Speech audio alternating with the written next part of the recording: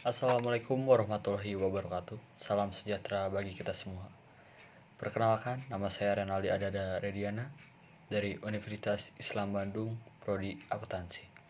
Di sini saya akan menjelaskan urgensi pendidikan Pancasila. Pendidikan Pancasila adalah usaha sadar dan terencana untuk mengajarkan dan melestarikan nilai-nilai Pancasila dalam tatanan kehidupan negara. Pertanyaannya, mengapa pendidikan Pancasila itu sangat penting dan apa urgensinya? Ada 3 alasan dari pertanyaan tersebut. Alasan pertama yaitu jas merah. Jas merah merupakan kata-kata yang dikeluarkan oleh Insinyur Soekarno. Pernyataan ini mengandung makna bahwa kita tidak boleh melupakan nilai-nilai sejarah dan harus mengambil makna dari setiap peristiwa tersebut. Maka dari itu, semangat dan etos perjuangan dari setiap peristiwa itu harus diwariskan kepada generasi selanjutnya. Yang kedua, alasan secara yuridis. Merujuk pada pesan konstitusi dan amanat undang-undang perguruan tinggi. Dibagi menjadi dua, yaitu pendidikan Pancasila harus diajarkan kembali di perguruan tinggi. Yang kedua, Undang-Undang Nomor 12 Tahun 2012 mengamanatkan bahwa pendidikan Pancasila harus diajarkan kembali di perguruan tinggi, difokuskan untuk membina pemahaman dan penglihatan mahasiswa mengenai ideologi bangsa Indonesia. Alasan yang ketiga, nilai-nilai Pancasila digali dari bumi pertiwi Indonesia. Pernyataan tersebut adalah pernyataan dari Insinyur Soekarno yang mengandung makna di dalam kehidupan masyarakat Indonesia sejak sebelum kemerdekaan Indonesia. Maka dari itu, pendidikan Pancasila merupakan wadah untuk membumikan kembali nilai-nilai Pancasila dalam tatanan kehidupan bangsa. Berdasarkan alasan tadi, jelas bahwa pendidikan Pancasila merupakan usaha sadar dan terencana untuk mengajarkan dan melestarikan nilai-nilai Pancasila dalam tatanan kehidupan bangsa Indonesia.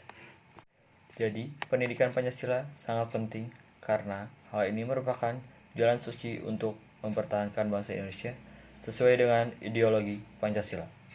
Pendidikan Pancasila harus bisa membangun kepekaan sosial atau sosial saintifis maupun tanggung jawab sosial. Mata kuliah umum membekali mahasiswa pengetahuan dasar, yakni pengetahuan yang berguna bagi disiplin apapun juga.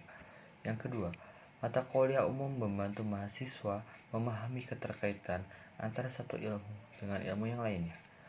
Yang ketiga, mata kuliah umum mengajari mahasiswa bagaimana mengaplikasikan ilmu yang diperoleh di bangku kuliah dalam kehidupan nyata sehari-hari di dalam dan di luar kampus. Nilai Pancasila sudah terbentuk dan tertanam pada masyarakat Indonesia sebelum dirumuskan Pancasila.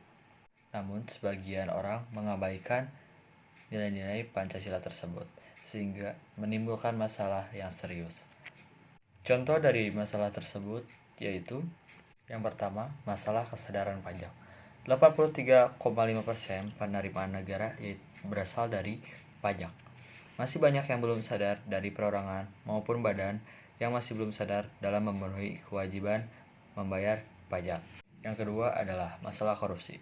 Berdasarkan dari Transparency International, Indonesia menduduki peringkat 85 dalam urutan negara paling korup di dunia. Ketiga adalah masalah lingkungan. Indonesia dianggap sebagai paru-paru dunia, namun cita tersebut luntur karena banyaknya hutan yang beralih menjadi perkebunan sawit dan banyaknya kebakaran hutan di Indonesia. Yang keempat, masalah sampah dan polusi. Di Indonesia banyak sekali yang tidak sadar akan membuang sampah pada tempatnya dan akan mengakibatkan banjir di wilayah Indonesia. Yang kelima, masalah dekadensi moral.